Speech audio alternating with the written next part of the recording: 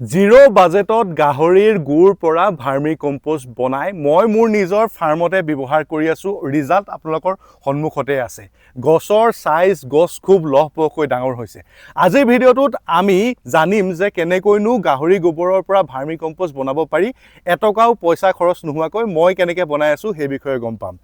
আমাৰ বাৰীখনত কিছু নলা আছে এই নলা দেখিছে ন এই নলাত গাহৰিৰ গোবৰ আহে গাহৰিৰ গু আহে পানীও আহে এই নলাগিটাতে মই ভাৰ্মি কম্পোষ্ট বনাবলৈ চেষ্টা কৰিছো এতিয়া ভাৰ্মি কম্পোষ্ট বনাবলৈ হলে আগতে বনাই সুফল পোৱাৰ পিছতহে মই আপোনালোকক দেখাইছো এয়া দেখিছে গাহৰি গু হয় কিন্তু ইয়াত আপোনালোকে চক কমপ্লিট ভাৰ্মি কম্পোষ্ট বনি গল আৰু এয়া কেঁচু দেখিছে নহয় এনেকৈ কেঁচু ইয়াতে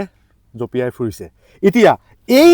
কোনো ধৰণৰ খৰচ নোহোৱাকৈ যেহেতু মানে কেঁচু মই ক'ৰ পৰা আনিবলগীয়া হোৱা নাই কেঁচু মই এটা জেগাৰ পৰা আনিছো য'ত মোৰ আগতে ভাৰ্মি হৈ আছে তাৰ পৰা কেঁচু তুলি আনি এতিয়া মই এডোখৰ ভাৰ্মি কম্পোষ্ট বনাম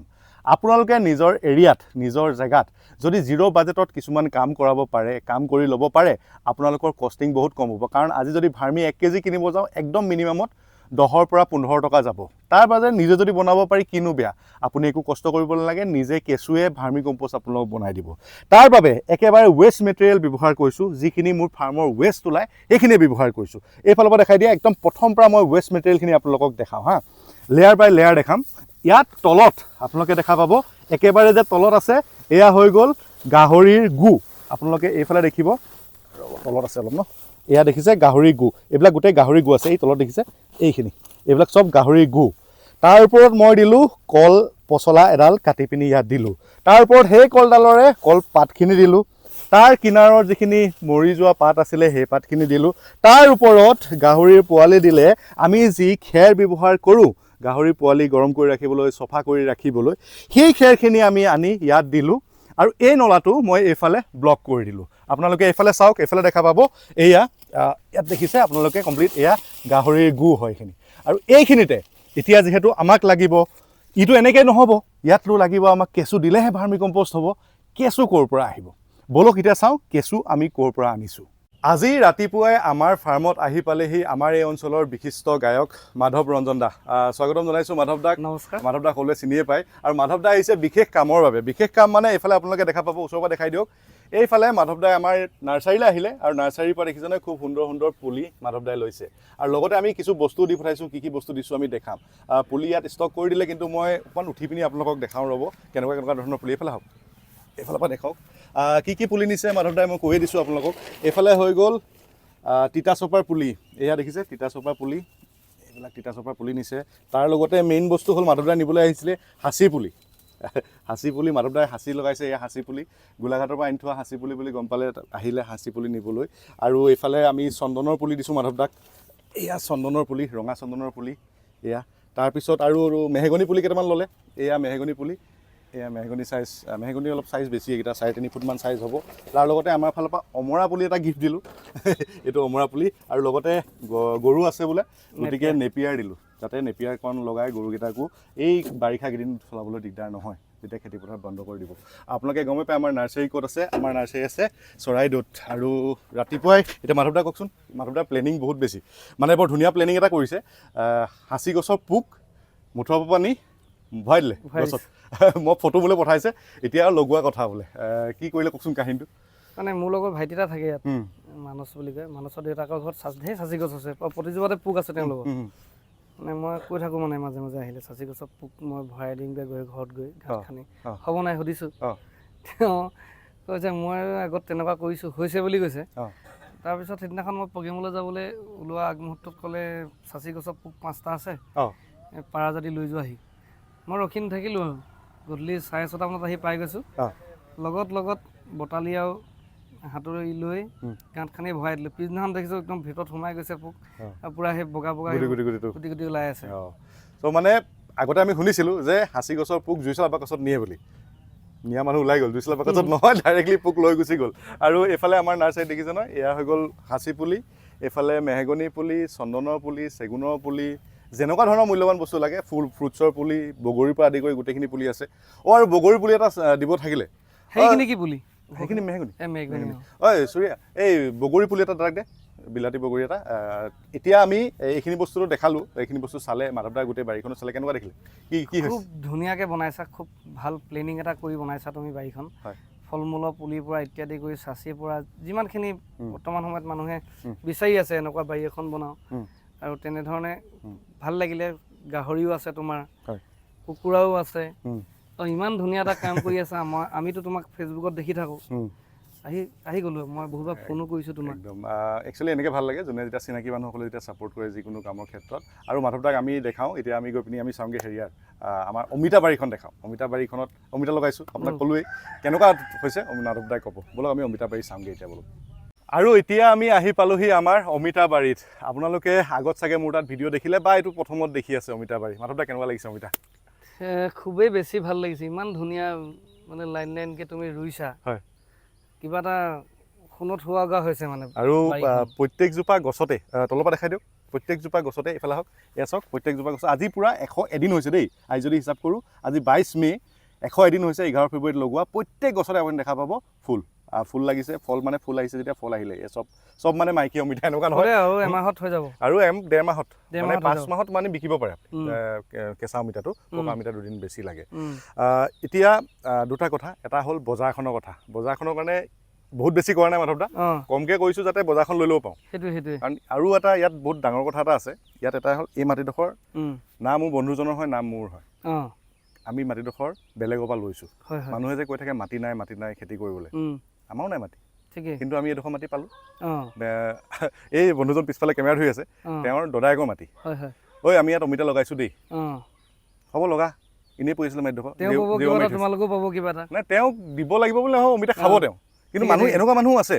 যে মানে মাটি নাই অবজেকশ্যনটো হ'ব নালাগে মানুহে এতিয়া অবজেকশ্যন মাটি নাই সেইটোৱে কৈ থাকে চব মানে কৰোঁ বুলি ক'লে চবেই চব আছে মনটো ভাল হ'ব লাগিব প্ৰথম কথা এতিয়া সেয়া অমিতা এইখিনি এনেকুৱা হৈছে ইয়াত টোটেল কিমান জোপা আছে এতিয়া আমাৰ ইয়াত 180 আছে আৰু 70 জোপামান মোৰ ফাৰ্মত আছে প্ৰায় 250 আনিছিলোঁ বেছিকৈ কিন্তু কি হ'ল দুই এটা বেলেগক দিবলগীয়া হ'ল থাকে নহয় লগ বন্ধুক দিব লগা হ'ল তাৰপৰা এতিয়া এনেকুৱা হৈ যায় আৰু ভাল হ'ব খুব ধুনীয়া হ'ব ট্ৰায়েল কৰিছোঁ আকৌ আহিম এদিন অমিতা লাগিব আৰু 1.5-2 মাহত একদম 1.5 মাহ পিছত ধুনীয়া হ'ব আৰু একদম আপুনি মে জুন জুলাইত ইমান চাপতে যেতিয়া লাগি লামালামে ওলমি থাকিব কি ধুনীয়া লাগিব গোটেই অঞ্চলটো পৰিৱেশটো বেলেগ হৈ যাব তাকেতো এয়াই প্ৰচেষ্টা মাধৱ দাও খুব ৰাতিপুৱা আহি পালেহি আমিও মাধৱ দাই পুলি নিবলৈ আহিলে আপোনালোকে গমে পালে গতিকে আমাৰ কামখিনি যিখিনি কৰি আছোঁ দেখাবলৈ চেষ্টা কৰিলোঁ যাতে তেওঁ কৈ পিনি ক'ব পাৰে যে ইয়াত কৰিছে আৰু এজনে উৎসাহ পাওক তেওঁ সেই উৎসাহ পাই এখন হাবি বনাবলৈ লওক মই সেইটো আমাৰ কনচেপ্ট এইটোৱে আৰু হাবিখন বনাওক কৃষি কৰ্ম কৰিলে বহুত বেছি লাগি থাকিব নালাগে মাধৱ দা একো লগা নাই ইয়াত আপুনি বিশ্বাস কৰক এতিয়া অকল এবাৰ কাম আছে আমি ইয়াত অকল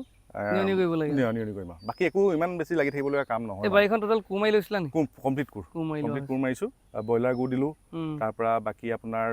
তলত আপোনাৰ যেতিয়া গাঁত খানোতে বাকীখিনি দিয়া আছে আৰু তোমাৰ সাৰৰ অভাৱ নাই প্ৰথম কথা তুমি সাৰ কিনিব নালাগে গাহৰি গুৰ চব দিয়া হৈছে আৰু সেইটো কাৰণে কিন্তু এইটো এক্সকিউজ হ'ব নালাগে যে মাটি নাই মাটি নথকাৰ চলিউশ্যন এইটো হয় মানুহৰ মন থাকিলে সাহস থাকিলে মানুহে চবেই দিব কাৰণ কিয় তেওঁ ক'ব যে কৰচোন মাটিডোখৰ এনেই পৰি আছে বাউণ্ডেৰী মাৰি থৈছে কৰ লগা আমিতো এতিয়া ঘৰ নবনাওঁ সেইটোৱে তেনেকৈ হৈ যায় চ' বাকী গৈ পিনি এতিয়া বেলেগ কনচেপ্টটো বুজোগৈ বোলো মাধৱ দাক ধন্যবাদ থাকিল থেংক ইউ ভাৰ্মি কৰিবলৈ হ'লে মূল লাগিব আপোনাক কেঁচু এতিয়া কেঁচু ক'ৰ পৰা আনিছোঁ চাওক আমাৰ বাৰীত এনেকৈ যদি আপোনালোকে ঢাপ মাৰে আপোনালোকে ইয়াত দেখা পাব কেঁচু দেখাই দিয়ে এইফালে ওচৰৰ পৰা এয়া দেখিছে এই কেঁচুৱে বৰ বেলেগ ক'ৰ পৰা কেঁচু অনা নাই ইয়াত যে ঢাপ মাৰিলোঁ এই কেঁচু ওলালে যে এই কেঁচু মই ইয়াত দিলোঁ এই কেঁচুৱে আপোনালোকে চাওক আকৌ মাৰি দেখাইছোঁ ইয়াত চাওক কেঁচু সেইফালে দেখিছে যিহেতু 0 বাজেট মানে ইয়াত আমি কি কৰিব লাগিব কোনো ধৰণৰ এক্সট্ৰা খৰচা কৰিব নালাগিব আমি ভাৰ্মি 0 কষ্টত বনাই আছোঁ গতিকে কেঁচুও হ'ব লাগিব 0 কষ্টত ইয়াত দেখিছে নহয় কেঁচু আহিলে সেই কেঁচুৱে মই নি এতিয়া কেঁচু ইয়াত মেলি দিমগৈ এইফালে আৰু আপোনালোকে ইয়াত দেখিব এয়াছবিলাক চব আছিলে গাহৰি গু এয়া চাওক একদম ধুনীয়া কেঁচু এয়া দেখিছে এয়া চাওক এয়া কেঁচু এইবিলাক কেঁচু এতিয়া ইয়াত তাত মেলি দিয়া হ'ব ইয়াৰ পৰা লৈ ল'লোঁ এইখিনি লৈ গৈ আমি এতিয়া তাত মেলি দিম আৰু আপোনালোকে ইয়াত চাৰিওফালে দেখিব ইয়াত য'তে ঢাপ মাৰিম এনেকুৱা নহয় যে মই ইয়াত মাৰিছোঁ আপোনালোকে ইয়াত মাৰোঁ এইফালে ওচৰলৈ দেখাই দিয়া ইয়াত মাৰিম চাব ইয়াতো ওলাব কেঁচু ওলালেনে ইয়াত কেঁচু ক'ত এইয়া দেখিছা এইয়া কেঁচু দেখিছা মানে বাৰীখন বনাবলৈ হ'লে কেঁচুটো লাগিব গতিকে কেঁচুও আমি নিজে বনাব লাগিব তাৰ লগতে ভাৰ্মিকনো আমি কোনো ধৰণৰ খৰচ নোহোৱাকৈ বনাব লাগিব এতিয়া এইখিনি লৈ যাওঁ লৈ গৈ পিনি মই আপোনালোকক দেখাই আছোঁ তাৰ পিছৰ প্ৰচেছটো কেনেকৈ কি কৰিব লাগে আহক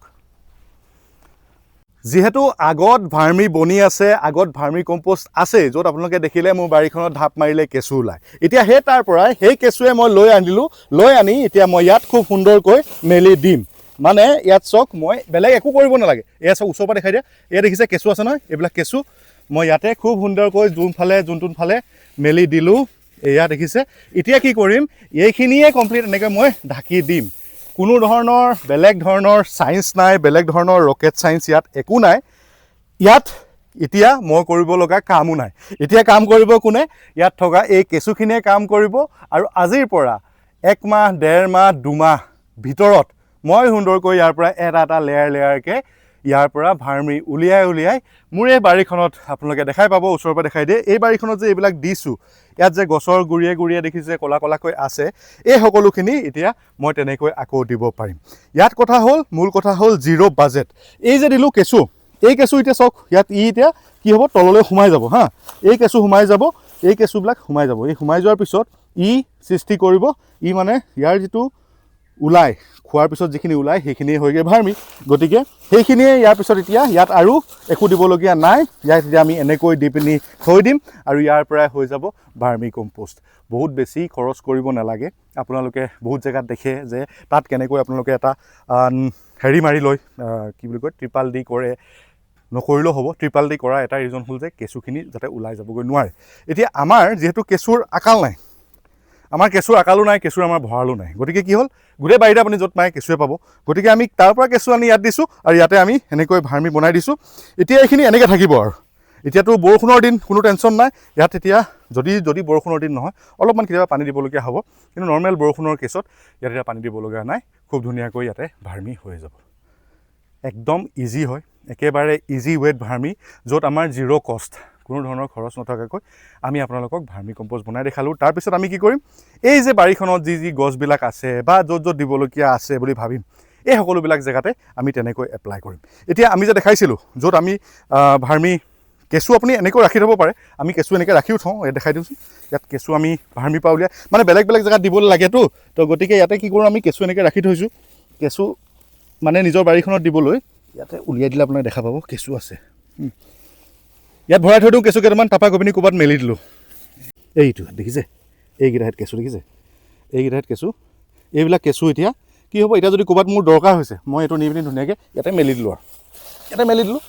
লাহে লাহে নিজৰ জেগা নিজে বিচাৰি ল'ব। খাই গৈ আকৌ ভাৰ্মি কম্পোষ্ট তৈয়াৰ কৰি দিব আমাৰ বাবে। কোনো ধৰণৰ পইচা খৰচ নকৰাকৈ সি নিজে কাম কৰি থাকিব আৰু সেই কামৰ পৰা আমি এটা টাইমত ফল পামগৈ, যিটো ফলৰ পৰা আমাৰ ইয়াত হ'ব ভাৰ্মি। বিকিবলৈ নহ'লেও আপোনাৰ নিজৰ গছপুলিকেইটাত দিবলৈ, আপোনাৰ নিজৰ বাৰীখনত দিবলৈ আপোনালোকে ভাৰ্মি কিন্তু নিজৰ খৰচতে বনাব পাৰে। একো ধৰণৰ খৰচ নোহোৱাকৈ নিজৰ বাৰীখনৰ পৰাই যি পাইছে সেয়াই কৰিব পাৰে। মই কোনো প্ৰফেশ্যনেল কাৰো পৰা শিকা নাই, দেখিছোঁ যে এনেকৈ হৈছে। গতিকে ইয়াক অকণমান ডেভেলপ কৰি এই বস্তুটো দুটামান ছিষ্টেম এপ্লাই কৰি ইয়াত মই তেনেকৈ কৰি দিছোঁ। এইটো জেগাই নহয়, বিভিন্ন জেগাত তেনেকৈ আমি কৰি ৰাখিবলৈ চেষ্টা কৰিছোঁ। ভুল হ'ব পাৰে, যদি কোনোবাজনে বিজ্ঞজনে জানে যে কিবা ভুল হৈছে, ইয়াত কিবা দিবলগীয়া আছে, তেওঁলোকক কমেণ্ট আকাৰে জনাবলৈও নাপাহৰিব, তেতিয়া মই তেওঁলোকৰ পৰা শিকিব পাৰিম। এটা বস্তু হ'ব পাৰে যে ইয়াৰ পৰা কেঁচুটো ক'লৈ যাব পিছত। আমাৰ ইয়াত এটাই মোৰ চলিউশ্যন যে কেঁচু গোটেই বাৰীতে হৈ যাওক, মোৰ কোনো ধৰণৰ প্ৰব্লেম নাই। কাৰণ কৃষকৰ মূল বন্ধুটোৱে হ'ল কেঁচু। গতিকে বাৰীখনত কেঁচু যাওক, একো প্ৰব্লেম নাই। গতিকে মই এইটো ৱেট এপ্লাই কৰিছোঁ। চ' আপোনালোকেও কেনেকুৱা পাইছে কমেণ্ট কৰি জনাব। আৰু কোনে কোনে এইটো ছিষ্টেমত ভাৰ্মি কম্পোষ্ট বনায়, গাহৰি গুৰ পৰা হওক, গৰু গোবৰৰ পৰা হওক বা ছাগলীৰ গোবৰৰ পৰা হওক, ছাগলী গুৰ পৰা হওক, ক'ৰ পৰা বনাইছে আপোনালোকে কমেণ্ট কৰি জনাবলৈও একেবাৰে নাপাহৰিব। আৰু আইডিয়াটো কেনেকুৱা পালে, যিহেতু কষ্ট নাই, ট্ৰাই কৰি চাওঁতনো কি প্ৰব্লেম আছে। ডেফিনেটলি ট্ৰাই কৰি চাব, তেতিয়া আপোনালোকৰ এই দিয়া সময়খিনিৰ লগতে মই এই গৰমত এই সময়খিনি দিয়াটোৰ অৰ্থ থাকিব। আপোনালোকেও কিবা এটা নতুন বস্তু শিকিব পাৰিব। ধন্যবাদ, থেংক ইউ। ভিডিঅ'টো শ্বেয়াৰ কৰি দিব বন্ধুবৰ্গৰ মাজত। Thank U.